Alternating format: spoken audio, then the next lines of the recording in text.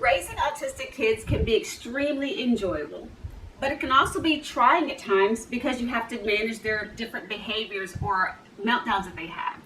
A lot of times we like to discuss the things to do to manage when they have those meltdowns or those behaviors, but we never discuss the things that we should avoid doing. So in today's video, I want to discuss some things to avoid when your child is having a behavioral disruption or a meltdown. Because when we do certain types of behaviors, it can actually lead to worsening of their mood, worsening of that meltdown, and a much bigger situation that you have to deal with. If you're new to my channel, hi, my name is Melinda. I'm a psychiatric mental health nurse practitioner. I'm also a mother of two wonderful low support needs autistic boys. And on my channel, we discuss all things autism. So if this sounds like something of interest to you, then please consider subscribing to my channel and also sharing my content with anybody who you might feel like might benefit from the content. Okay, so we've all been there. Our child's upset, throwing a fit, melting down, and we don't know what to do. But let me start with some things you should avoid doing. First thing you should avoid doing is yelling at your child. When we yell at our autistic child, they're already struggling to identify and regulate their own emotions. So by you yelling at them and screaming at them or trying to make them tell you what's going on or why they're acting that way, they already don't know what's going on. They already can't figure out inside themselves why they feel the way they feel. You yelling at them makes them feel more insecure, it makes them feel more threatened, and can often lead to an escalation of those symptoms. The better thing to do would be to lower our voice, but not to yell, because yelling makes them feel more scared and makes them feel more insecure in that situation, which can actually lead to more aggression, more outbursts, more disruption. Another thing to avoid doing is any type of physical punishment. This can be something like hitting, squeezing, grabbing your child in that moment when they're having that meltdown. There can be a myriad or a number of reasons why your child is melting down.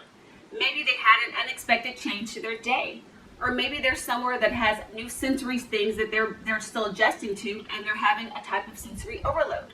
When you come along and you grab your child or you hit your child to try to make them stop that behavior, your child does not feel safe. They're already struggling to figure out their emotions and regulate the feelings inside of themselves.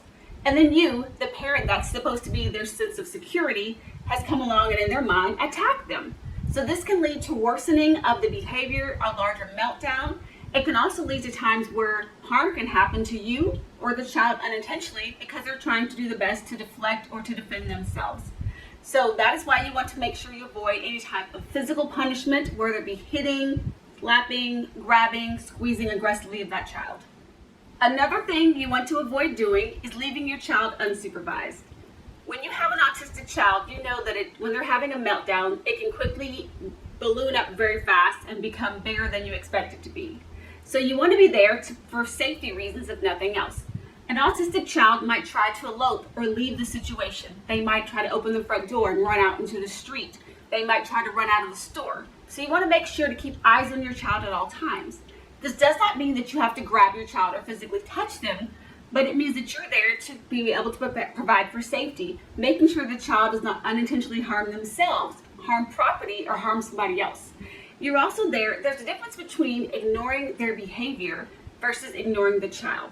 Sometimes autistic children do have certain behaviors for attention seeking. And so it's okay if you have what's called planned ignoring, to ignore the behavior because you know that your child is just trying to get you to do something or doesn't like something they're being told they need to do.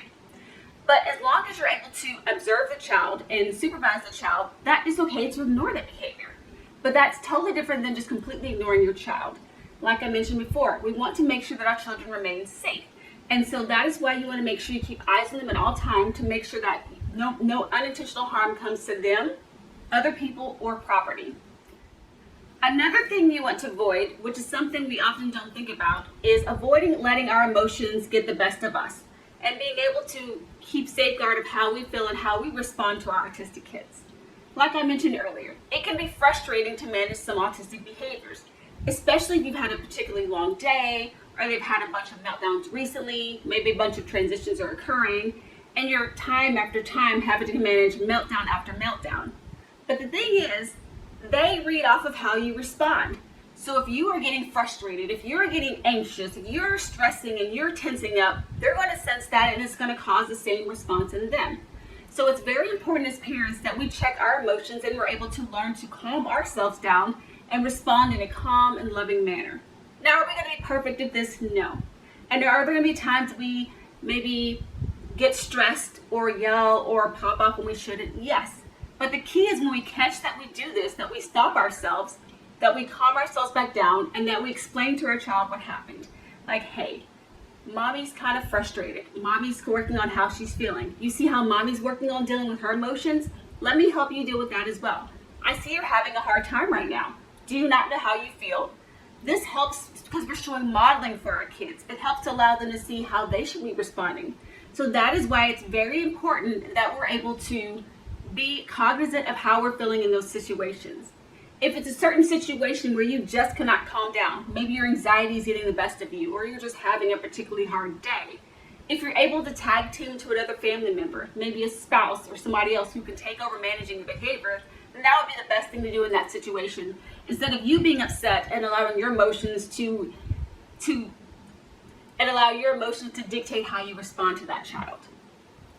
All right, guys, if you want information on ways to positively deal with and manage autism behaviors, then I want to recommend you checking out this next video right here. And always make sure to come back, if you're not already subscribed, make sure to subscribe to my channel, and I'll see you guys next week for another one.